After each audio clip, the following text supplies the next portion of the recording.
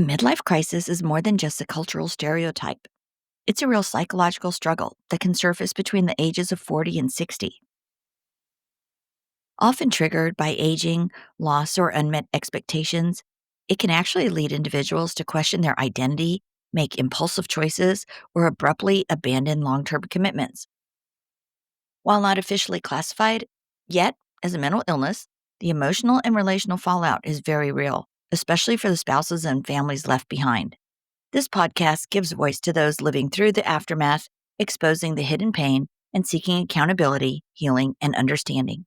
Thank you for joining us today on MLC Bomb Drop and Beyond.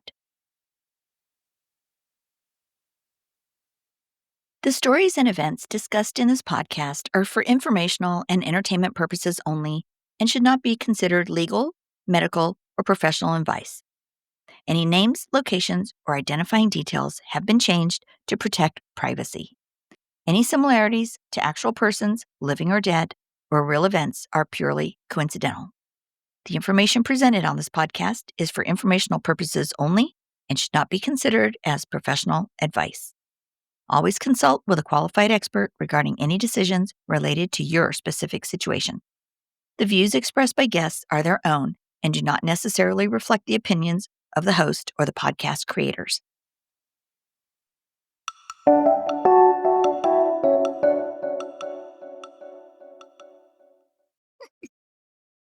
Hey guys, today on our Thanksgiving special, we have Kenda-Ruth Stumpf, founder of marriage midlife crisis marriage advocate.com and the dealing with your spouse Facebook group. It's a private group we have. She's the founder of a lot of stuff. I can't even go into it or we'll be at Christmas. But for now, here's Kenda-Ruth Stumpf. And Kenda-Ruth today is going to talk to us about the opportunities that we all have that we should be taking advantage of during our spouse's MLC. Because I know when it first happens, a lot of us just spiral, and the rug is pulled out from under you, and there's so much to think about. And but you're really being almost forced into a new direction that you hadn't thought about. And as crisis says, or as Kenda-Ruth says, crisis is danger and opportunity. So she's going to talk today a little about opportunity, maybe some danger, but all right. Hi, Kenda-Ruth. Thanks so much for joining us today. Thank you. And yeah, crisis is danger plus opportunity. And sure, it's a danger because there's a risk. There's a risk of what you're going through and a risk of that you're losing everything and everything feels like it's being destroyed around you. And at this time, you're being given this gift sometimes, and people are telling you about this gift. So, Old Pilot, who is the forum moderator at my forum, not my Facebook page, used to send out a welcome to everyone who came on there. And one of the things he would say in it, you've been given the gift, and it is the gift of time. And some people who had been in their spouse's MLC for a while and had just come to the forum may have understood that. But a lot of people didn't understand it and would come back to him months and often years later saying, I finally understand this now. But at the beginning, they don't understand. This is not a gift. I have been given this terrible thing. Life is awful, and I'm a puddle on the floor. But we have been given a gift. Midlife crisis is also a midlife transition. And a transition is a time of change in our lives. And we are being told that something needs to be different. Something needs to change. And we didn't want something to change. Or the changes that we were trying to have with our spouse where we were looking forward in a certain direction. That's not where they're going. And of course, the crisis for our spouse, because it's a crisis, they're avoiding. They're avoiding their introspection. They're avoiding self-reflection. And they are projecting. And they are rewriting history. And they're doing negative things. They are causing destruction. And this is why this is the danger portion. But for us, we're being pulled along on that. And we feel, oh my God, this is not my choice. And this is why we're feeling, I don't want to do this, and we are resistant. And that was one of the biggest problems that I had in the beginning is I feel helpless. I feel lost. You feel like a victim when you feel like you don't have a choice in life. And one of the first things I decided was, no, I take back my choice. And the first thing I did regarding the divorce option was I said, no, this is not how this works. I don't want a divorce. This isn't how marriage works. I didn't say this is how marriage ends. I said it's not how marriage works because my marriage is not going to end. And of course, I could have been wrong. But I said no. And I said, I don't believe you. I'm not seeing it in him. Your heart doesn't seem into this thing you've told me. And in part, he seemed crazy. So he didn't seem credible with what he was saying. And so I was just going to follow what I felt was a credible path. And that meant I needed to go and figure things out for me. And I needed to heal from the traumas that he was projecting onto me. And that was my opportunity. And so I took it. And I needed to choose the healing path, but I also needed to choose a path of joy. And that was something I got to choose. And it was empowering. And to feel empowered can feel joyous. And that's what you can be thankful for that. That's where you find your gratitude is in the power of your choice. Take back that choice. Take the opportunity that you are given to look back and reflect. MLCers, those who are in a crisis, not simply the transition, but when it is an actual midlife crisis, part of a crisis is that they don't have the ability, the capacity at this time for the insight, for self reflection. That's buried. But for most left behind spouses, those that are themselves not also in a midlife crisis, we have that capacity. We have the capacity to heal and to self reflect. We have the capacity to empathize. And we have the capacity for ourselves to move forward and develop where they are going to stagnate. They are going to escape and avoid. And so what we can do is we can first be something that can reflect as a mirror to them and they can look to us. But forget that. This is our opportunity for us. Whatever they do when they look back at us, that's just a byproduct, okay? And we're going to do this for ourselves because this is the gift that has been given to us. And all of the other people are going to look at us and they're going to see our healing and our beauty. And that is an attractive force. And we're going to be an attractive force to ourselves. And that is the gift that keeps on giving us. We are giving it to ourselves over and over and over again. And we feel better and better, and it continues to lift us up and up and up. And what more is there to be thankful for than that kind of a gift? So think about the things that you left behind. We're called forward moving and left behind spouses, but think of the things that you left behind in your life when you either married or maybe you continued on with, but you had children and then you weren't able to do some of those things.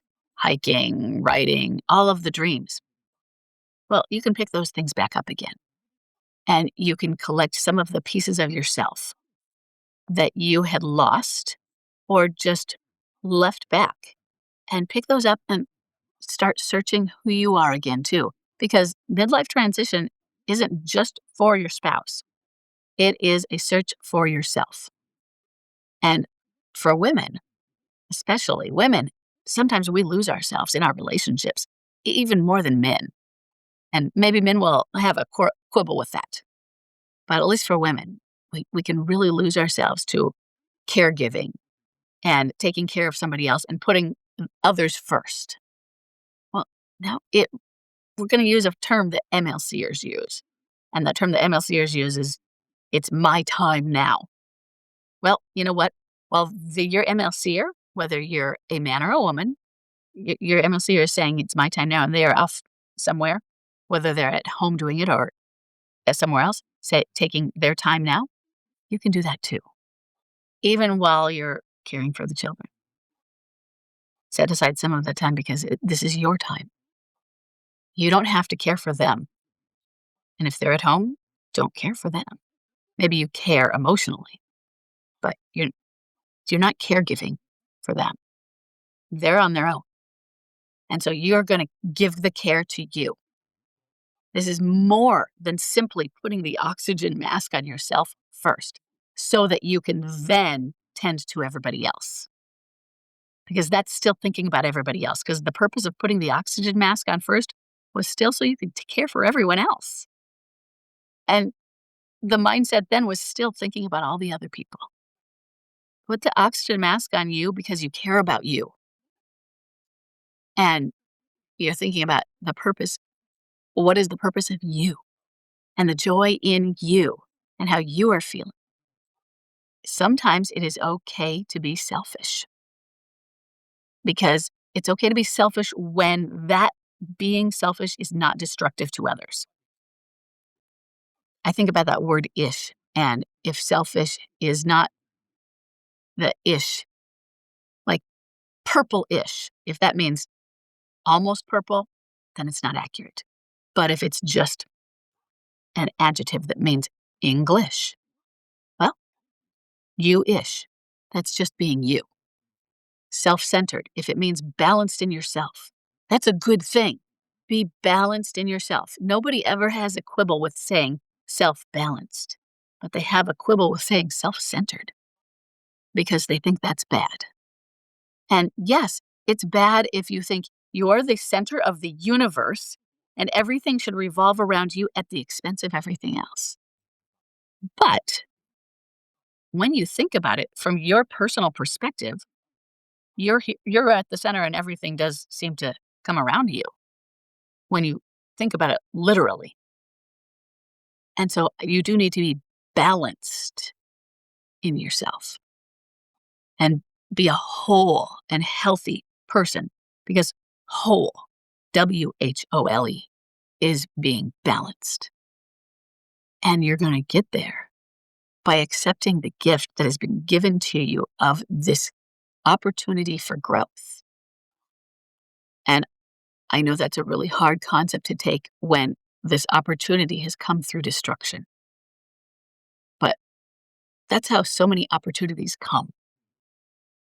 That's how life works. That's how biology works. Tree falls in the forest and it rots and the fungus grows on the trees so we have fungal growth, which is life growing out of that. And then that tree rots away and it becomes more fertile soil for more growth to continue. That is how life works. We have to have a cycle. We can't just keep going and going and going. We have to have a cycle where we have a rebirth, and we have a death, and we have new birth. And right now, this is going to be your rebirth. And be grateful for that. And our hope is that your spouse will come forward in it too. But that's their job, not your job. And I know that's the hardest thing to figure out and to step back and not try and fix it and not try and take over. But what you're doing, if you are doing the healing work and doing the detachment work and your self-development, your mirror work, you're doing your job then. And if your spouse is attentive and not so narcissistic and navel-gazing, that they are able to follow through on watching you and taking you as that guide, they'll follow. They'll be there. They'll come through. They may not choose you, but at least they can come through and get through their crisis. Or maybe they'll follow somebody else. That doesn't mean the alienator. And that's okay. It's okay. And maybe they'll still come home to you someday or not. But they'll be okay too. And we have to be okay with whether they are okay without us or with us. And I know most of us, at least from my groups, want us to be together. And I get that. And if you don't, that's okay too. But the biggest thing is we want us all healthy. We want us all healthy with our children healthy. And let's be grateful for that. So I will throw it back to Trina. Kenda, that was beautiful. That was really beautiful. I love the idea of being whole and balanced and, choosing a path of joy because you do, you have to choose. You literally have to choose. And, confront and grow like you did. That's wonderful. And to remember, it's my time now, you know? It's true because a lot of women especially do lose their identity through marriage and having children, and you forget what you wanted to do when you're 24 and just starting out. So, yeah, Well, that's and beautiful. I noticed that for Thanksgiving week, you called it Gratitude Week, which I was so excited about because I just wish it were called Gratitude instead of Thanksgiving. I don't have a problem with the term Thanksgiving, but my favorite term and concept of everything is grace. And since grace is a and gratitude are the same root and concept. And so I was so excited that you called it Gratitude Week and that you focused the word as gratitude, just because I just wish it were used. They used that word, and it's a concept of grace. And so I loved that, and I want everybody to recognize the grace within gratitude because to me that is the all-encompassing thing of the world.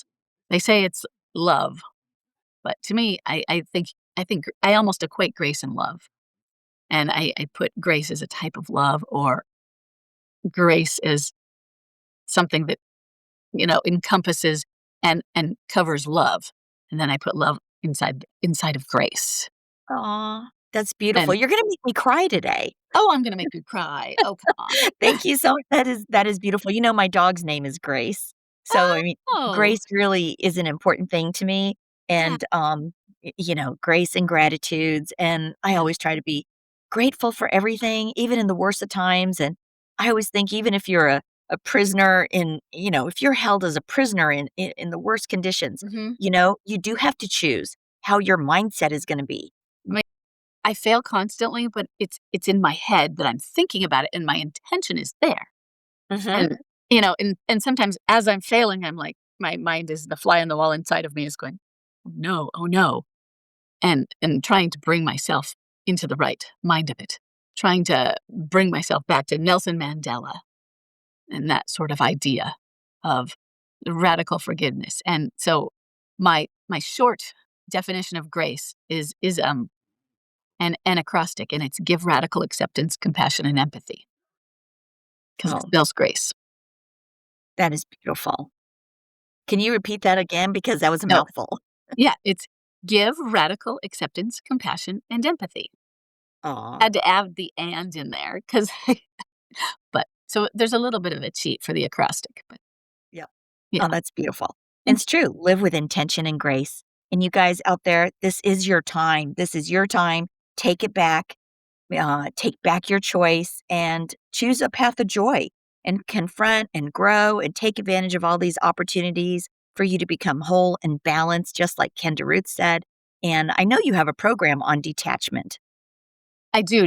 The program on detachment is part of Stand Up and Thrive. So, Stand Up and Thrive is my membership, and the program on detachment is embedded into the membership now. So, if you want to be a part of the membership, and you can get Detach and Thrive through that. If you're simply interested in Detach and Thrive, you can join the membership and you just take Detach and Thrive. You don't even have to hang out with the members. But and Detach and Thrive is a 5-week course, or yeah, it's a 5-module course, and it held over 8 weeks, and Oh, it's awesome. all online. And you took it.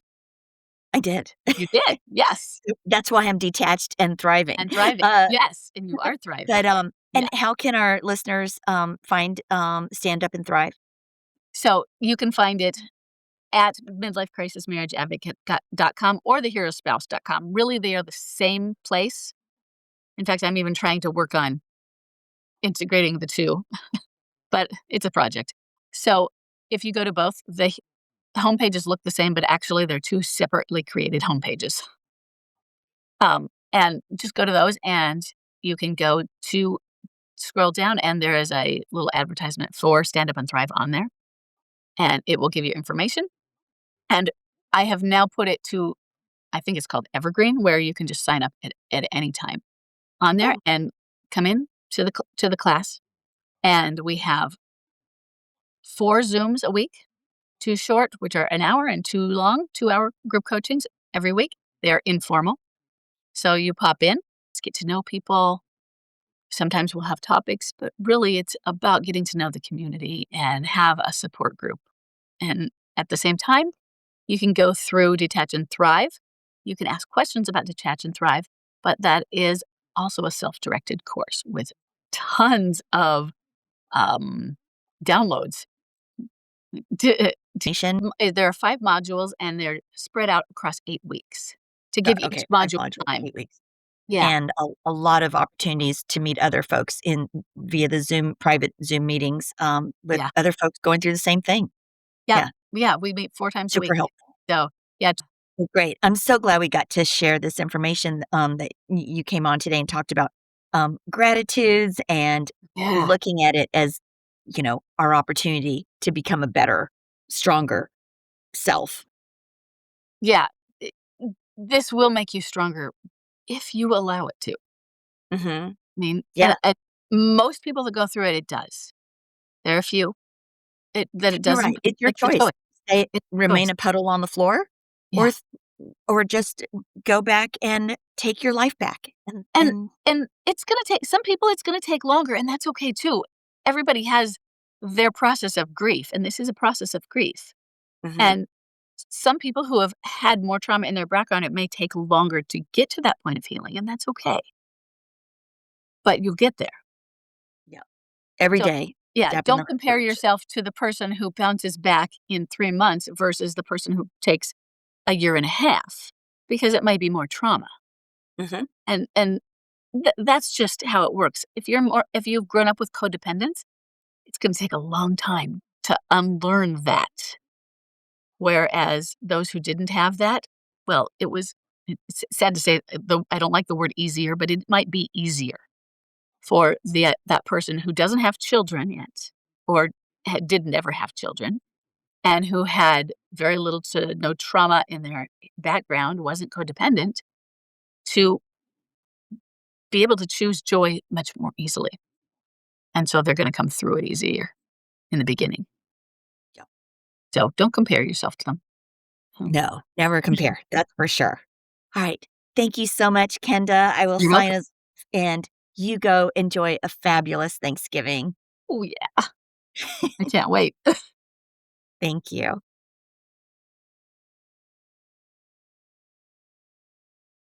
To sign up for Stand Up and Thrive, just visit midlife crisis marriageadvocate.com. It's just $35 per month. That's barely $1 a day. So, if you're still going through the ashes of a recent bomb drop, seriously, you guys, I think you'll find this support super helpful. So again, midlife crisis marriageadvocate.com. Stand up and thrive. And thanks again for joining us today. Happy Thanksgiving from my family to yours. And I've still got a few more episodes tomorrow and this weekend as we finish out our week of gratitudes. Thanks again. Happy Thanksgiving.